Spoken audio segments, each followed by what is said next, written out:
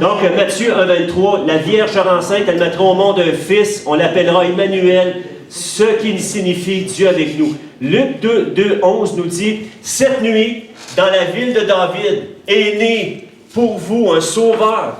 C'est le Christ, le Seigneur. Et Matthieu 2,1 nous dit, Jésus naquit à Bethléem en Judée. Jésus est venu sur cette terre. Il était Dieu, on va le voir tantôt. Il s'est dépouillé de sa gloire pour devenir un simple homme et pour accomplir ce qu'on va regarder tantôt pour chacun de nous. Il le fait pour chacun de nous. Puis vous savez que dans la parole de Dieu, dans la Bible, dans l'Ancien Testament, il y a environ 300 prédictions dans l'Ancien Testament sur la naissance de Jésus. 300 prédictions qui sont arrivées exactement comme ça avait été dit, comme les prophètes l'avaient annoncé dans l'Ancien Testament. Et ça, c'est merveilleux, c'est un miracle en soi.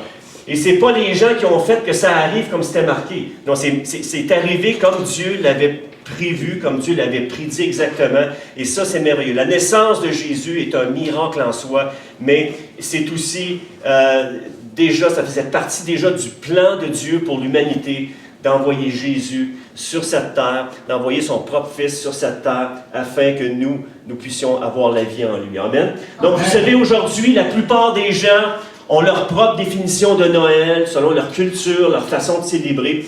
Et pourtant, Noël représente beaucoup plus que des sapins bien décorés, des lumières, des cadeaux, de la bonne bouffe et des soupers en famille. Vous savez, c'est bien en soi. Puis moi, j'aime ça. Moi, je suis un petit gars qui a été élevé avec des grosses familles. Et puis, je me souviens, sur le côté de ma mère, j'avais des 13 oncles et tantes, et puis avec tous les enfants, mes cousins, mes cousines. Et puis, c'était toujours, pour moi, un plaisir d'aller sur le côté de ma mère, des pots de vin, pour fêter Noël. Et puis, même un jour, comment je pourrais dire ça, pour devancer notre départ de la Rive-Sud pour aller à Farnham, où est-ce qu'il restait. J'ai avancé même l'heure. Je me suis levé, mes parents dormaient, j'ai avancé l'heure, où je l'ai reculé. Non, je l'ai reculé plutôt. Puis là, mon père s'est levé, il dit « Ah, il faut partir! » Puis à un moment donné, en route, eh bien, il s'est bien rendu compte qu'on était 2 heures d'avance sur le rendez-vous. Donc, j'avais tellement hâte à Noël. Donc oui, j'ai fait ça. Depuis le temps, je me suis repenti. Et puis, juste vous dire que j'aime Noël, j'aime les couleurs, j'aime l'ambiance, j'aime les soupers en famille aussi. Pour moi, c'est important.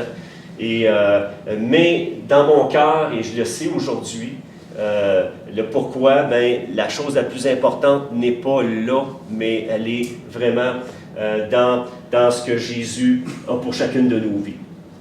Donc, quand nous commençons à prendre vraiment conscience de la signification réelle de Noël, notre attitude change à son sujet. Notre attitude change quand arrive le temps des fêtes, mais quand on est vraiment conscient de où vient Noël. C'est sûr que on pourrait parler que Noël est une fête païenne et tout ça, mais nous, on veut vraiment se centrer sur la naissance de Jésus.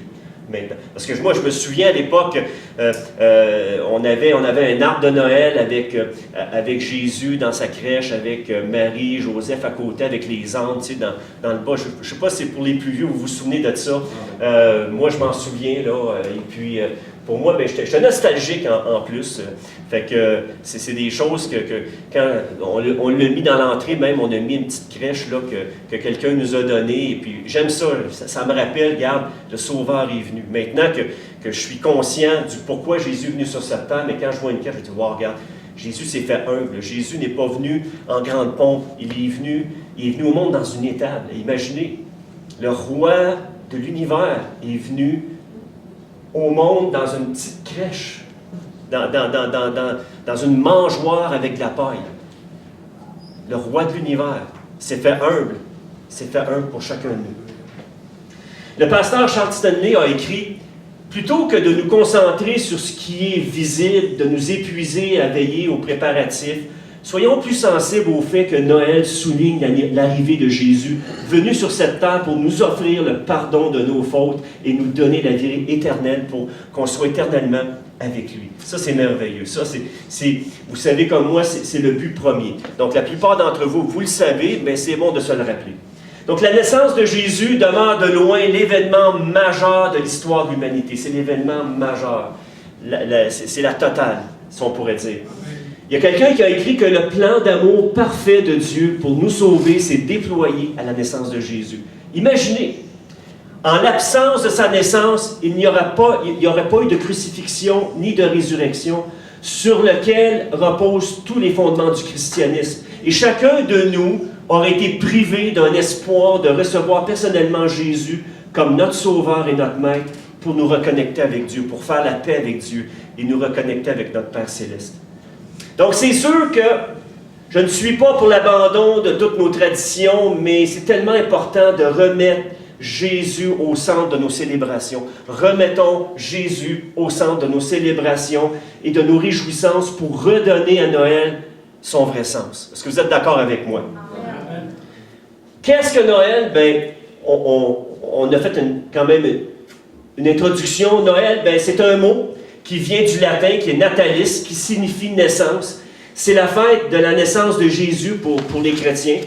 C'est la naissance, cette naissance, c'est la joie, et elle peut devenir la joie de tous les hommes si l'Évangile vient faire partie de ta vie, si Jésus vient faire partie de ta vie. Eh bien, tu vas pouvoir dire, oui, un sauveur est né, puis il est né dans ma vie, puis il m'a fait naître de nouveau aussi. Amen. Je suis né de nouveau grâce à celui qui est venu un jour et qui a pris, qui s'est fait homme pour chacun de nous. Donc, la nature profonde de Noël, c'est une immense délivrance. C'est le seul espoir pour toute l'humanité. C'est notre seul espoir. Jésus, il est notre seul espoir, il a été envoyé. Donc, premièrement, premier point, on va aller, le premier point de ce matin.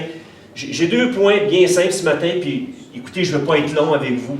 Dans le fond, tout ce que je veux, c'est laisser le Saint-Esprit venir imprégner dans vos cœurs ces 2 points-là qui sont bien importants. Donc, le premier point, Noël, c'est une démarche de Dieu envers chacun de nous. C'est Dieu qui a fait une démarche.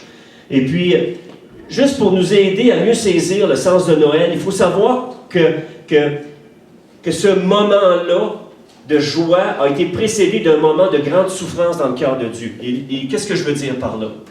C'est que la Bible dit que dans les premiers instants de l'humanité, nos premiers parents qui vivaient en harmonie, donc nos premiers parents, quand Dieu les a créés, vivaient en parfaite harmonie. Ils vivaient dans la paix, dans l'amour avec Dieu. Il y avait vraiment une communication avec Dieu qui était de cœur à cœur, qui était directe, qui était vraiment directe.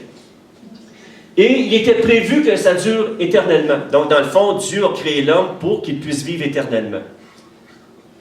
Mais un jour est arrivé le pire des scénarios et des catastrophes qui pouvaient arriver. Mais Dieu avait déjà prévu un plan, déjà à l'avance. Donc, les êtres humains, qu'est-ce qu'ils ont fait, Adam et Ève, dont nous sommes tirés, dont notre nature vient directement de cette désobéissance-là du départ? Les êtres humains ont décidé de tourner le dos à Dieu, leur Créateur, de briser cette relation-là personnelle avec lui et se priver de sa présence. Moi, je dis que les êtres les plus malheureux sur Terre, c'est les êtres qui sont privés de la présence de Dieu. C'est les plus malheureux. Vous savez, l'abondance des biens matériels, l'abondance des sous qu'on peut avoir dans le compte de banque, je vous le dis, c'est pas ça qui nous rend heureux ce matin. Le matériel ne peut pas rendre heureux ce que le spirituel en nous, l'être spirituel que nous sommes, a besoin d'être comblé. Et il y a juste Jésus, sa présence et sa grâce qui peut combler en nous, dans nos vies, ce qui a besoin d'être comblé. Blaise Pascal le disait, ce philosophe et mathématicien disait que dans le cœur de l'homme, il y a un vide en forme de Dieu et ce vide-là a besoin d'être rempli par la grâce et le Dieu infini qui veut remplir ce vide infini-là pour satisfaire nos cœurs. Que nos cœurs soient satisfaits en lui. Amen? Amen. Amen. Soient reconnectés avec lui. Amen. Yes. Donc, nos premiers parents ont fait le choix, parce que si Dieu est infiniment amour, il laisse le libre choix. Donc, l'être humain, il a ce libre arbitre de choisir entre le bien et le mal. Et malheureusement, nos premiers parents ont choisi le mal et ce qui a entraîné toute la race humaine dans le péché, avec tout ce qui s'en est suivi et tout ce qu'on voit encore aujourd'hui. Tout ce qu'on voit encore aujourd'hui dans les médias et tout ce qui se passe dans le monde et les choses qui sont vraiment, là, en tout cas, vous le savez comme moi, là, on n'a pas besoin d'emmener des détails là-dessus. On sait que ça ne va pas bien et que Jésus revient bientôt. revient très bientôt pour rétablir son royaume sur cette terre. Amen. Amen, amen et amen. Donc, nos premiers parents ont fait le choix de céder au mal. Donc, la mort, le mal sous toutes ses formes, la noirceur, le deuil, la souffrance, la haine, a profondément pris place dans le cœur humain, comme un cancer, comme une maladie incurable, sauf par Jésus, bien sûr, et s'étendre à toute l'humanité jusqu'à aujourd'hui. Puis à partir de ce moment-là, il y a eu une profonde déchirure dans le cœur de Dieu, de son cœur, de Père, de Créateur. Notre Père Céleste a été coupé de ses enfants. Ce que Dieu avait créé de bon, de parfait, est devenu, ces êtres-là sont devenus capables de faire le mal, et puis écoutez, là, de faire le mal jusqu'à un point qu'on ne peut pas nommer, et dans des proportions qui dépassent l'imagination. Et c'est ce que ça veut dire, le terme pécheur, qu'emploie la Bible, d'un couvert à l'autre. Et le problème de l'humanité, c'est que tous ont commis des fautes, tous ont péché et sont privés de la gloire de Dieu. Mais gloire à Dieu, on va en parler tantôt. On va revenir que Jésus est venu pour que l'être humain puisse avoir la vie en Dieu, avoir la vie en Jésus. Amen. Amen. 2 Pierre, chapitre 3, verset 9. On va le lire ensemble. Ça nous dit ici, « Le Seigneur ne tarde pas à réaliser sa promesse, comme certains le pensent, mais il use de patience envers vous, car il ne veut pas que qui que ce soit aille à sa perte. Au contraire, il veut que tous aient l'occasion de se détourner du mal, de changer de vie par la repentance. » 2 Pierre 3, 9, c'est ce que ça dit. Dieu ne désire pas qu'aucun périsse. Dans Ézéchiel 18, 23, c'est écrit « Pensez-vous que j'aime voir mourir les méchants? Je vous le déclare, moi le Seigneur Dieu, tout ce que je désire, c'est qu'ils changent de conduite, qu'ils se repentent et qu'ils vivent, tout simplement. » Il y a 1 Timothée, chapitre 2, verset 3, verset 6, qui nous dit « Voilà ce qui est bon et agréable à Dieu notre Sauveur, qui veut que tous les humains soient sauvés, parviennent à connaître la vérité. » Ça, c'est le cœur de Dieu. Dieu désire que tous soient sauvés et parviennent à la repentance.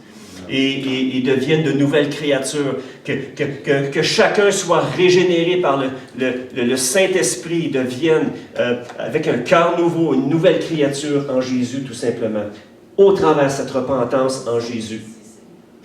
Car il y a un seul Dieu et un seul intermédiaire entre Dieu et l'humanité, l'homme Jésus-Christ, qui s'est donné lui-même comme rançon pour la libération de tous. Il a apporté ainsi au temps fixé la preuve que Dieu veut que tous les hommes soient sauvés.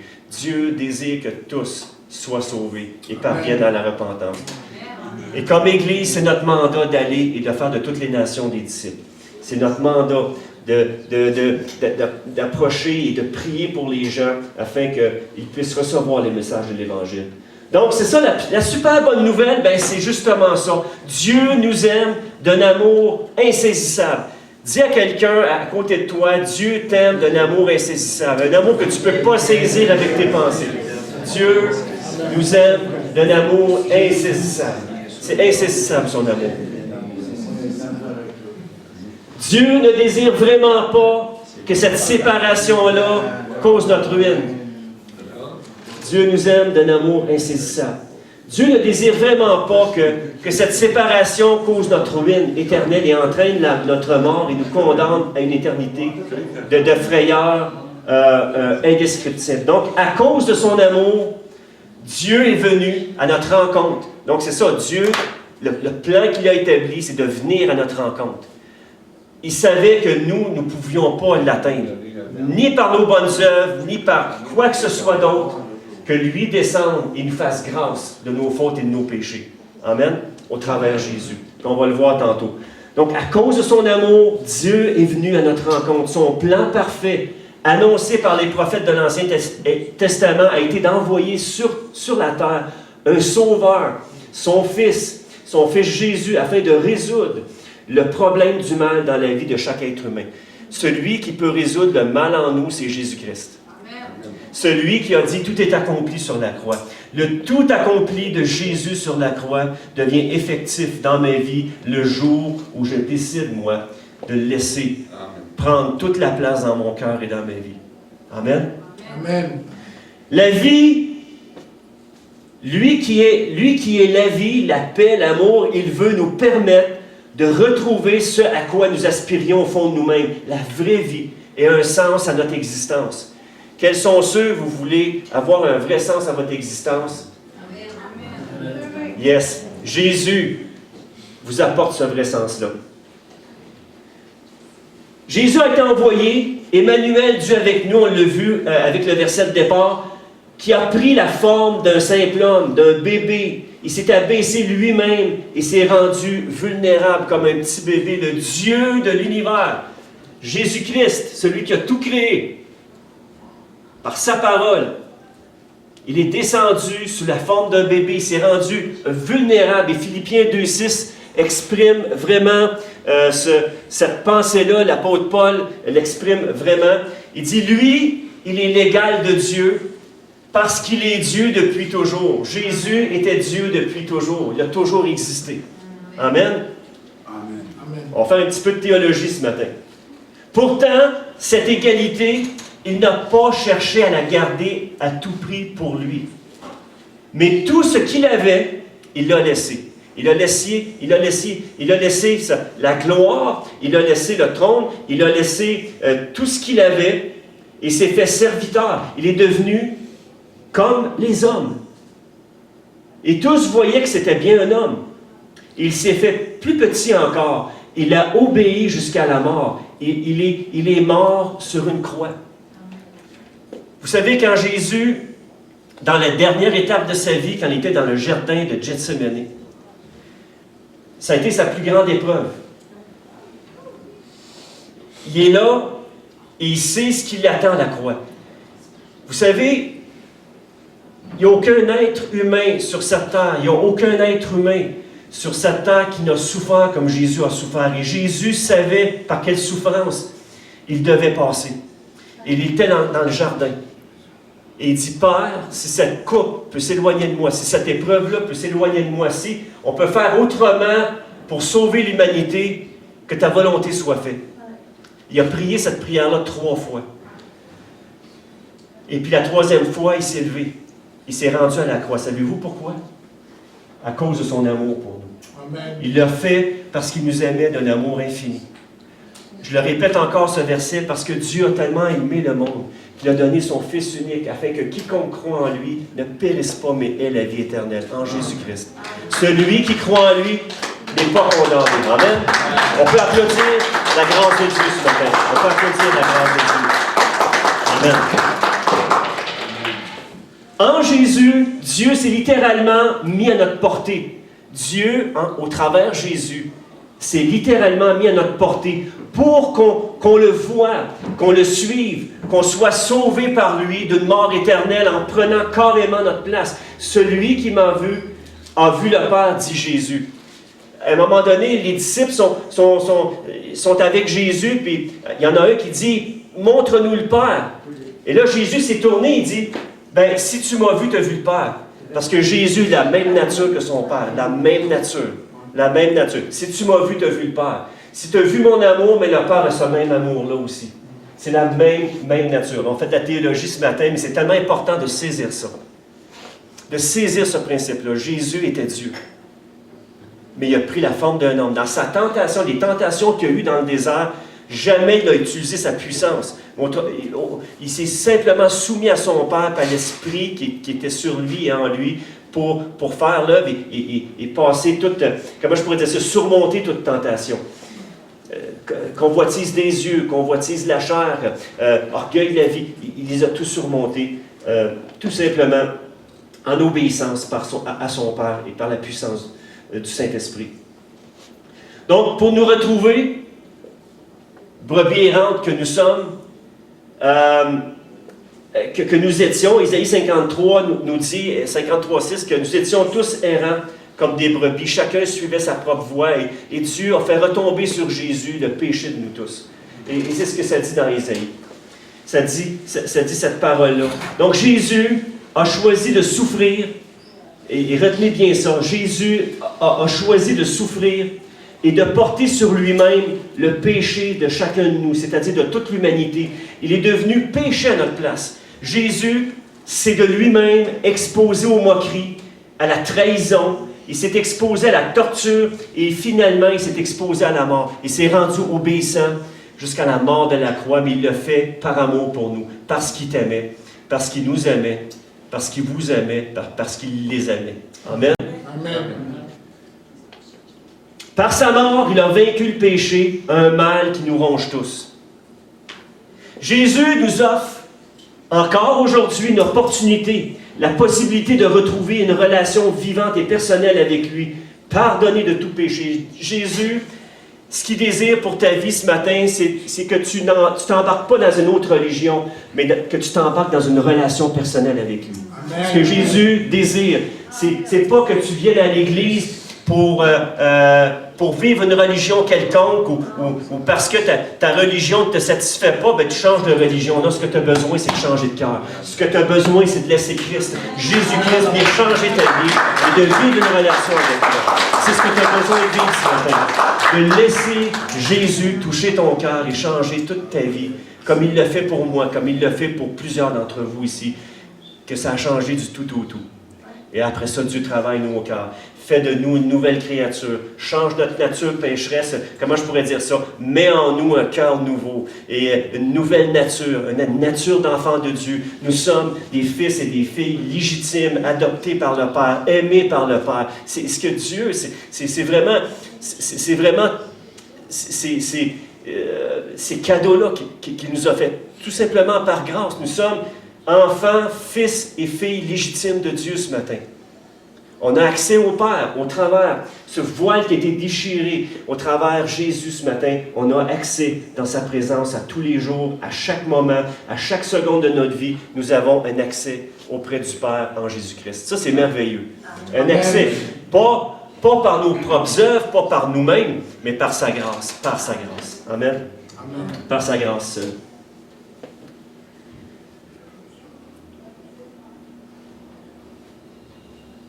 Jésus nous offre l'opportunité, donc, de vivre cette relation avec lui. Noël, c'est quoi? C'est la fête de notre Sauveur, du Sauveur du monde venu comme un enfant. C'est la fête de la joie, car le mal, le péché et la mort ont été vaincus par lui. La mort a été vaincue. Puis vous savez quoi? Jésus a dit, je suis la résurrection et je suis la vie. Celui qui croit en moi ne mourra pas. Je ne parle pas physiquement, mais notre âme va vivre éternellement avec lui. Puis en plus, le bonus, c'est qu'au ciel, on va avoir un corps glorifié. Puis en plus, on va avoir un nom nouveau sur une petite roche, sur lequel, un nom nouveau que Dieu, dans sa grâce, dans son affection envers nous, vous savez, Dieu nous a créé des personnalités différentes, chacun de nous. Il n'y a personne qui est pareil ici. Et puis on a besoin de découvrir ce à quoi Dieu nous appelle. Et ça, sur cette terre, c'est tellement important de demander, Dieu, à quoi tu m'appelles vraiment? Et puis d'embarquer tout simplement dans ce à quoi il nous appelle, dans les œuvres qu'il a préparées d'avance pour nous. Nous dit Éphésiens chapitre 2, verset 10. Mais là où je veux en venir, c'est qu'au ciel, c'est qu'avec lui, pour l'éternité, on va avoir ce corps glorifié. Plus de douleur, plus de larmes, c'est fini, on va être avec lui pour l'éternité.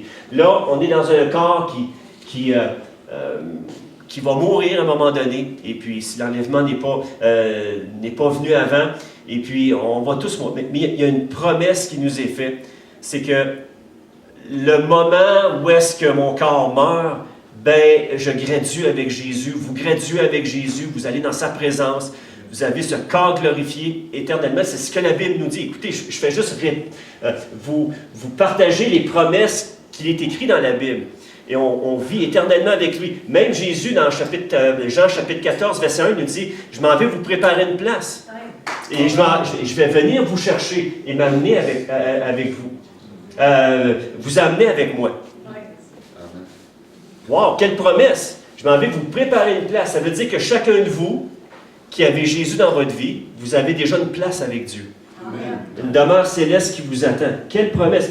Puis là, j'en oublie, je pourrais en parler jusqu'à demain matin, des promesses, puis même des semaines durant, de toutes les promesses de toutes les promesses qui nous sont accordées en tant qu'enfants de Dieu. Combien est-ce qu'il y en a qui peuvent dire Amen? Amen. Yes. Donc, si Noël, c'est une démarche de Dieu envers nous, nous avons aussi de notre part à jouer. On a aussi notre part à jouer là-dedans et pour que ça devienne réel et qu'on ait une vie active. Dans le fond, si Dieu a entrepris une démarche envers nous, Dieu désire que nous entreprenions une démarche envers lui aussi. Ça va dans les deux sens. Ça va c'est bidirectionnel, comme on pourrait dire. Et vous savez, une des paraboles que j'aime beaucoup dans la Bible, c'est la parabole du fils prodigue dans Luc chapitre 15. Et puis on voit l'histoire d'un fils rebelle qui revient près de son père après lui avoir tourné le dos et avoir vécu une vie complètement désordonnée, mais complètement, comme on pourrait dire, dans la débauche. Et après un recul honnête sur lui-même, après s'être mis dans le pétrin, le fils entreprend une démarche honnête pour retourner vers son père. Donc il y a vraiment une attitude de repentance en lui. Donc il a brisé le cœur de son père en partant, et là il est dans le pétrin, et là il veut retourner vers son père, il veut entreprendre une démarche, et ça nous ressemble, chacun de nous, quand nous avons entrepris cette démarche-là, de dire, oui Jésus, je suis pécheur, je suis perdu, je t'ai offensé,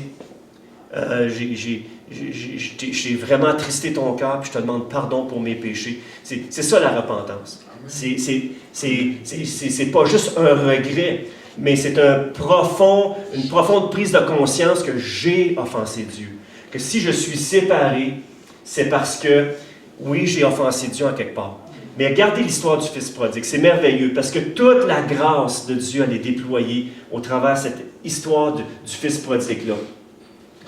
Et ce que j'aime, c'est que le Père voit venir son Fils de loin, et ça fait un bout qu'il l'attend, ça fait un bon moment qu'il l'attend.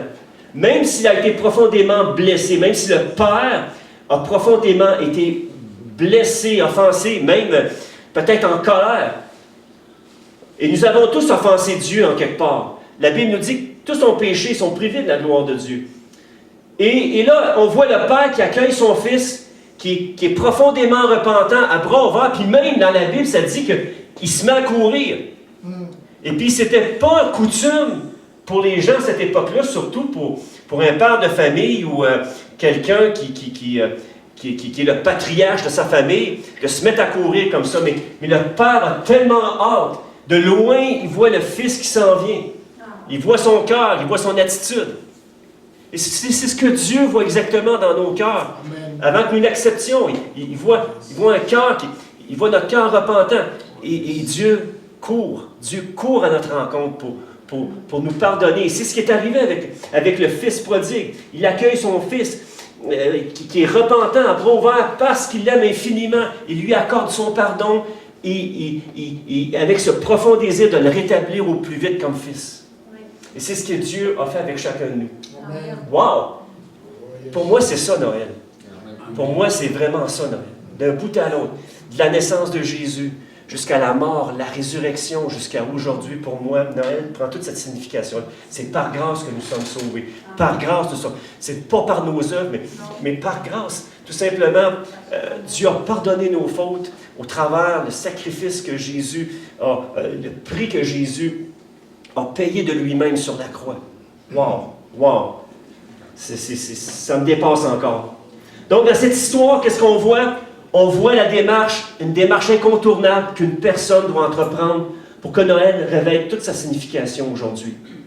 S'il n'y a pas de retrouvailles ou de profonde repentance, si le Père Céleste ne retrouve pas sa fille ou son fils ou sa fille prodigue, il n'y a pas de Noël. Ce n'est qu'une fête traditionnelle et commerciale vide de sens. Nous avons besoin de Jésus ce matin. Amen. Nous avons besoin de grâce. Nous avons besoin de pardon. Amen. Amen.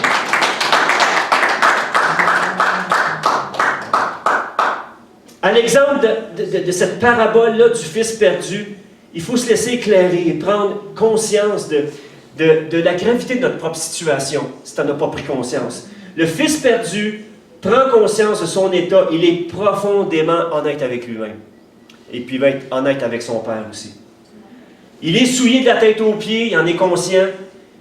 Il est sans ressources, assis au milieu d'un enclos rempli de cochons. Comme on dirait en bon québécois, il est dans OK? Il est vraiment dans... Puis littéralement, il est dans OK? Juste pour rester poli. Il est dans les détritus qui sortent des cochons, tout simplement. Il est là. Mais c'est dégueulasse, mais il était là. Puis le péché, c'est ça. Le péché nous rend dégueulasses. Et Jésus, dans sa grâce, vient nous laver. Quand on vient à lui, le sang de Jésus vient nous laver, nous purifier. Il met une robe blanche sur nous. On devient une nouvelle créature, quelqu'un qui reconnecte avec Dieu, lavé complètement, mieux que l'eau de Javel, complètement lavé, le cœur purifié, sauvé par la grâce. Amen. Amen. Quelqu'un a dit ceci, un être humain éclairé par la lumière de l'amour de Dieu prend conscience de son état de pécheur. Et c'est Dieu qui initie cette grâce-là. Encore là, le fait que quelqu'un se repente, c'est Dieu qui vient initier ça dans son cœur. Imaginez, Dieu le rend conscient de son état de pécheur. Moi, ça m'est arrivé un jour. Je le répète encore, il y en a qui l'ont entendu 10 000 fois, mais je le répète encore un jour. À l'âge de 17 ans, je travaille à l'hôpital comme sur l'entretien. Dans le temps, il y avait un titre pour ça, c'était mopologiste. Là. OK? J'ai été mopologiste comme étudiant. Et puis, écoutez, je suis là et puis il y avait des petits traités sur la table. Et puis j'en prends un qui s'appelle Le film de votre vie. Puis ça, ça m'a tellement percuté. Ça parlait d'un homme qui avait plein de richesses. Et puis il dit réjouis-toi, mon âme, t'en as pour plusieurs années. Puis le gars, Dieu vient le chercher. Il dit insensé. Et puis le gars, il se ramasse dans un lieu de perdition pour l'éternité. Et là, c'est quoi ça? Là, je continue à lire. Et puis après ça, je continue à lire après ça, ce même... Puis dans l'histoire, ça relatait le fait qu'à un moment donné, il est à l'église, puis il refuse la grâce de Dieu, puis Dieu l'appelle, le Saint-Esprit essaie de le convaincre, mais lui résiste au bout, et puis il fait le choix de résister, puis au bout du compte, cet homme-là décède, et puis se ramasse dans l'éternité. Et puis là, il y a comme un grand écran qui est là, et tout le film de sa vie est dévoilé. Et toutes les affaires, c'est-à-dire que toutes les affaires impures qu'il a faites, tout est devant le grand écran. Vous savez, Dieu nous voit. Hein? Oui. Dieu nous voit. Il voit chaque détail de nos vies, chaque détail. Toutes les pensées profondes de nos cœurs, rien n'est caché devant lui. Comment est-ce qu'il y en a qui croient ça? Rien n'est caché devant Dieu. Là, on voit à un moment donné qu'il est en train de regarder une autre femme pour la convoiter, puis etc. Puis là, il y a le même, j'ai fait ça. Puis là, il voit qu'à un moment donné, il est complètement perdu. Que, oui, il est pécheur, il est complètement perdu. Puis après ça, plus loin dans le petit pamphlet, il montre le scénario de la même personne, mais qui reçoit Christ, qui demande pardon pour ses péchés. Et que Dieu transforme sa vie. Puis là, on le voit en train de servir Dieu au travers du service qu'il rend aux gens autour de lui, et puis dans son église et tout ça. Et puis à un moment donné, même scénario, il meurt, il s'en va avec Dieu. Il y a même chose, il a une crise de cœur, il meurt, mais il s'en va directement dans la présence de Dieu. Et c'est ça le cadeau de Dieu, c'est cette grâce qu'il nous fait. Et moi, ça m'a tellement touché qu'à la fin, il y avait une prière de repentance, tout simplement. Mais là, je me suis vraiment repenti de mes fautes. Mais pas à peu près. Et à ce moment-là, il y en a qui le savent, mais à ce moment-là, il y a comme une profonde joie qui est venue dans mon cœur. Le moment où est-ce que j'ai reconnu que j'étais sale, que j'étais perdu, que j'étais pécheur, directement à ce moment-là, j'ai comme un poids qui s'est enlevé, de culpabilité qui s'est enlevé sur mes épaules, puis je ne m'étais jamais rendu compte de ça.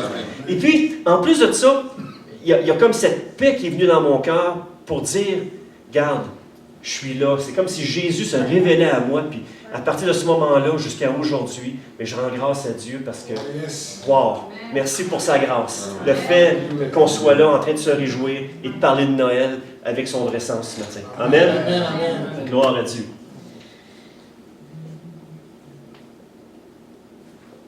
Il dit, « Mon Père, j'ai péché contre le ciel, contre toi. » Le Fils demande pardon à son Père. C'est ce qu'on appelle la repentance. Donc, encore une fois, dans 1 Jean, chapitre 1, verset 9, on va revenir avec tantôt. « Si nous confessons nos péchés, il est fidèle et juste pour nous les pardonner, nous purifier de toute iniquité. » Donc, c'est ça pour moi, Noël. C'est une promesse de Jésus de rétablir la paix dans ton cœur ce matin, de te guérir, de te libérer, de te restaurer. Puis en plus de ça, quand tu laisses Jésus faire dans ta vie, il te guérit de tes blessures émotionnelles. Il te guérit de tes maladies aussi. Amen. Écoute, puis gloire à Dieu, c'est ce que la Bible nous dit ce matin. Amen. Amen. Donc pour moi, c'est ça Noël.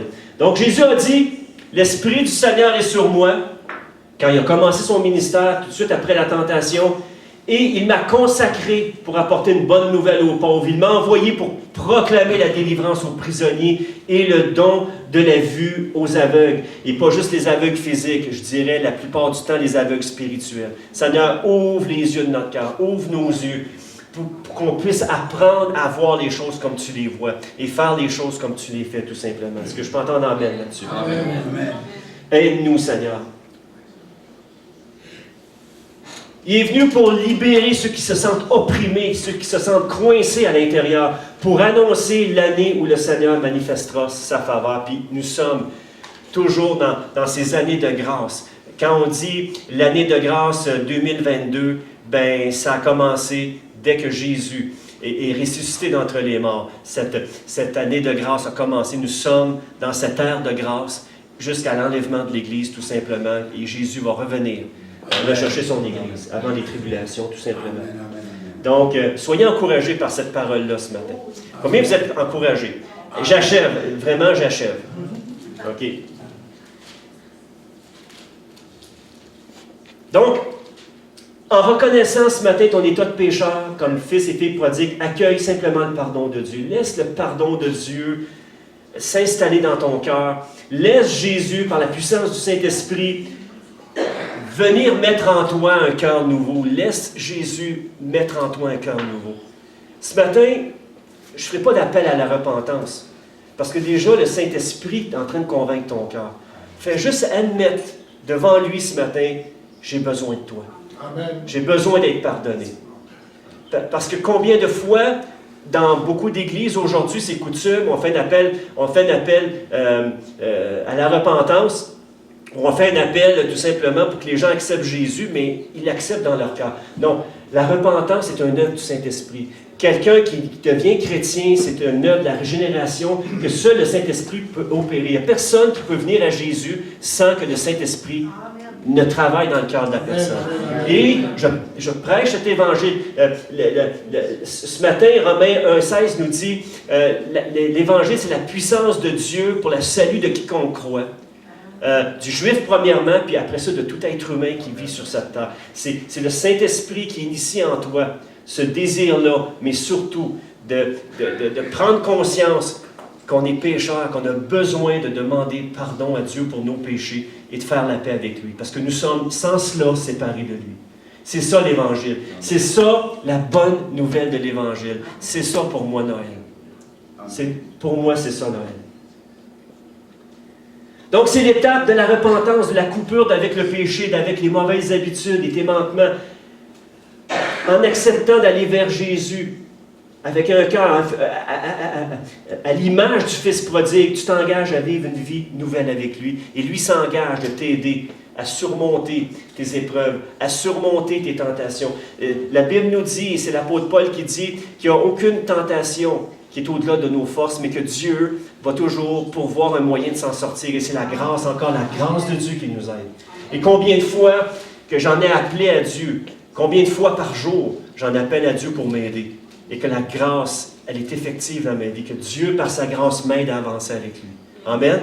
La vie chrétienne se vit par la grâce et pas en christianisant notre chair. On a besoin de crucifier cette chair-là.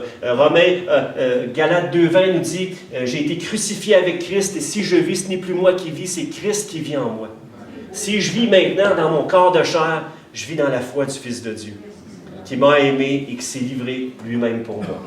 Tout est pure grâce dans nos vies. Notre vie chrétienne, elle n'est que pure grâce. Les œuvres qu'on peut accomplir et voir du résultat n'est que pure grâce encore, par la puissance du Saint-Esprit qui agit en nous. Tout est pure grâce. Est-ce que je peux entendre amen? Amen. Amen. Donc, imaginez la joie du Père qui retrouve son fils, sa fille qui était perdue. C'est ici le vrai sens c'est ici que le vrai sens de Noël prend toute sa signification. Donc, ce matin, je te pose la question. Aimerais-tu expérimenter la joie de Noël, de retrouver ou de découvrir le Dieu qui t'aime et qui te tend les bras ce matin et qui désire vivre une relation personnelle? Moi, la religion ne m'intéresse pas, mais la relation avec Dieu, oh oui. Plus de toi, Jésus. Plus de ta présence dans ma vie. Ça, oui. La Bible affirme que si nous croyons en Jésus-Christ, le Fils de Dieu, et si nous le recevons comme notre Maître, comme notre Sauveur, on va découvrir qu'il vient véritablement vivre sa vie en nous. Ce n'est plus une question de religion, mais une question de vivre profondément une relation de cœur à cœur avec lui, un cœur à cœur avec lui. Vous savez, les couples qui vont vraiment bien dans ce monde, c'est des couples qui sont capables de s'exprimer cœur à cœur un envers l'autre et puis de prendre soin l'un de l'autre au niveau du cœur. Et ça, c'est les couples. Pour avoir fait l'expérience de processus de cœur à cœur avec mon épouse, je peux vous dire qu'avec Dieu, c'est la même chose. Plus ta relation avec Dieu, elle est proche, tu la soignes et que tu désires plus connaître de sa personne, de ce qu'il est, au travers de sa parole, au travers de ta relation, au travers de la prière, et plus tu le découvres, et plus ton cœur s'approche de lui, plus ta vie devient une empreinte de sa présence, et de plus en plus comme Jésus, comme Dieu désire que nous soyons tout simplement. Amen? Amen. C'est comme un parfum, ça. Tu sais, je ne sais pas, tu es en présence de quelqu'un qui sent bon, une couple d'heures, puis tu vas t'en aller avec son parfum. Puis avec Jésus, c'est la même chose. Quand tu es dans sa présence, quand tu prends du temps avec lui, mais tu ressors avec un parfum spirituel. Tu t'en vas et tu sens Jésus. Amen. Il y en a qui aiment ça, Oh, yes. mais il y en a qui n'aiment pas ça. OK? Il y en a qui n'aiment pas ça quand ça sent bon. OK? Alors, pour certains, on est en odeur de mort, mais pour d'autres, on est en odeur de vie. Amen. Soyons des odeurs de vie. Amen. Yes. Donc, je veux juste te dire, je veux juste déclarer ce matin que Jésus vient réellement à toi ce matin. Jésus, il vient à toi ce matin. Si tu es ici, c'est pas un hasard. Si tu es ici, c'est parce que Dieu voulait que tu sois ici et entendre ce message-là. Amen. Amen. Donc Dieu vient réellement à toi ce matin par la puissance du Saint-Esprit. Il veut faire sa demeure en toi. Puis, c'est plus seulement Emmanuel, Dieu avec nous, mais c'est Dieu en nous. Dieu vivant avec toi, dans ton cœur, dans ta vie, en nous. Amen? J'aime ça.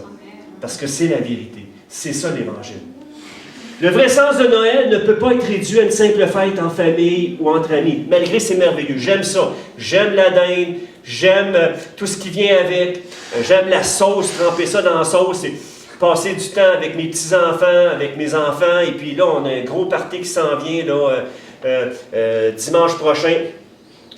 Et puis, ça c'est des choses que j'aime d'être en famille. Puis c'est sûr que quand j'arrive dans des endroits où est-ce que il y a un sapin de Noël, c'est illuminé, j'aime la lumière, j'aime les couleurs. J'ai comme quelque chose en moi d'un petit enfant qui est toujours là. Il y a un petit enfant en moi qui n'a pas grandi, qui est resté là. Puis je suis toujours comme émerveillé par les couleurs de Noël.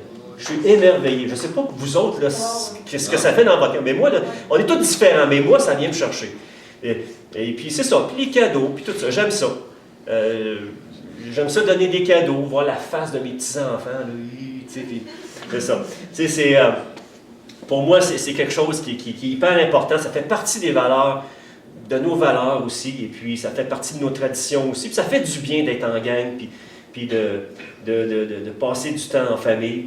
Et puis de prendre soin aussi des gens qui sont seuls, là, d'aller leur donner une petite tape sur l'épaule, d'emmener une assiette remplie. C'est ce qu'on va faire aujourd'hui aussi. Et puis il y a des gens qui vont recevoir de la bouffe ici. Fait qu'on ne veut pas les laisser seuls. Il y a des gens qui ne peuvent pas se déplacer ici ce matin. Fait qu'on veut juste être l'extension de Jésus et aller leur porter quelque chose. Donc le vrai sens de Noël, on sait que c'est pas du ragoût de boulette, c'est pas de la dinde, malgré qu'on aime se réjouir ensemble. Mais de notre côté, Noël, dans son vrai sens, doit toujours rester l'événement sans précédent. Noël dans nos vies, dans notre intelligence, dans notre cœur, doit toujours rester l'événement sans précédent qui a ouvert toute grande la porte du salut pour toute l'humanité dont on fait partie. Que chacun de nous, on puisse réaliser que Jésus-Christ est vraiment venu dans ce monde pour sauver les pécheurs que nous sommes. Écoutez, il y a une parole merveilleuse. Écoutez, j'ai des citations. J'ai lu un livre sur Noël à un moment donné, puis j'ai pris quelques citations, puis je termine avec ça. Je l'ai dit une fois tantôt, hein. OK, là, je l'aurais dit, mais regardez, j'arrive dans le fond de ma page, là. C'est bon. Il y a quelqu'un qui a dit « Jésus a pris un visage comme le tien », en parlant de Jésus, qui s'est fait homme. Jésus a pris un visage comme le tien pour que tu puisses voir le sien.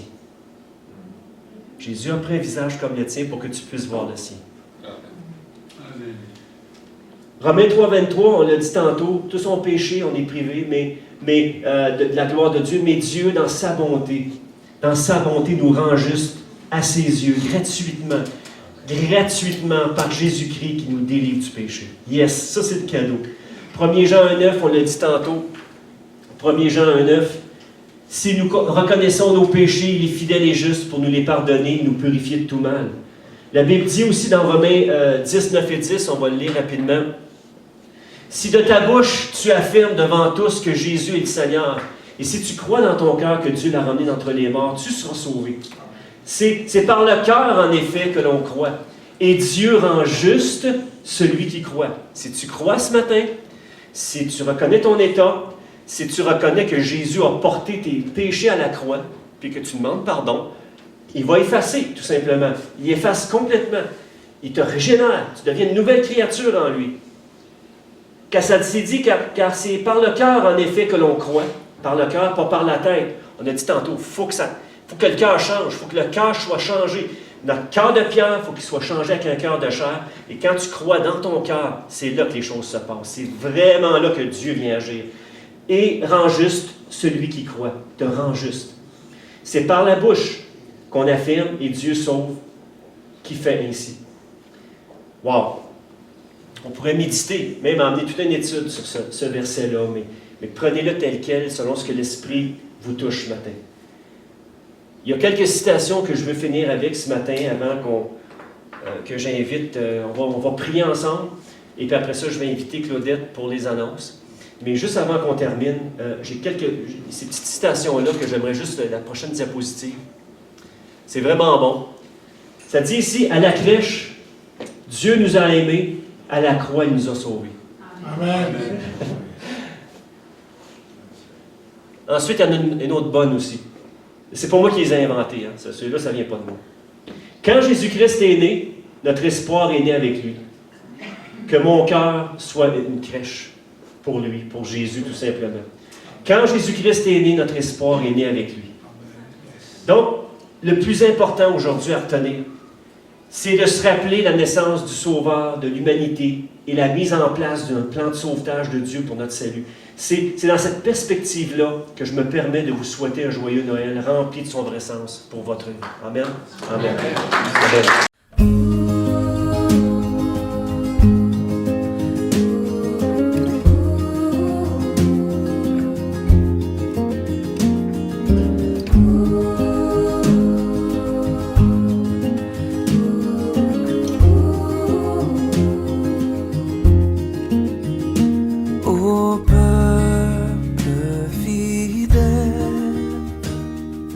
Jésus vous appelle, venez, triomphant, joyeux, venez en Seigneur.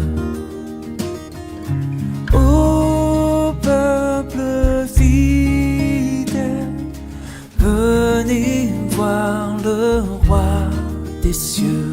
Ô venez adorer. Oh, venez adorer-le. Oh, venez adorer le Christ Seigneur.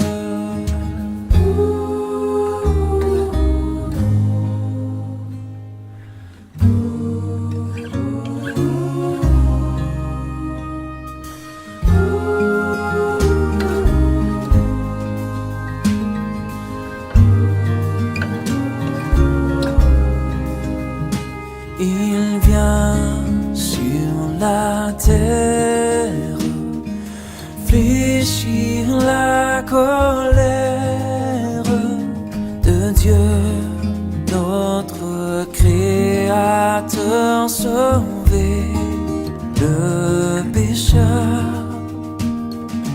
Il vient tel un frère, votre puissant Rédempteur. Oh, venez adorer-le. Oh, venez adorer-le. Oh, venez adorer le Christ, le Seigneur.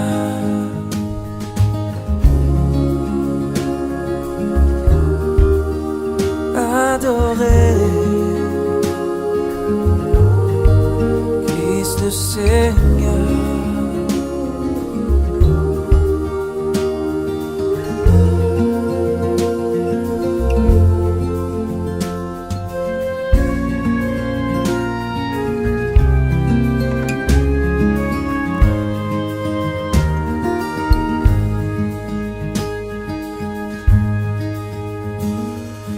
Peuple fidèle, en ce jour de fête, proclame la gloire de ton Seigneur. Dieu se fait homme pour montrer qu'il t'aime. Venez adorer-le. Oh, venez adorer-le. Oh, venez adorer le Christ, le Seigneur. Oh, venez adorer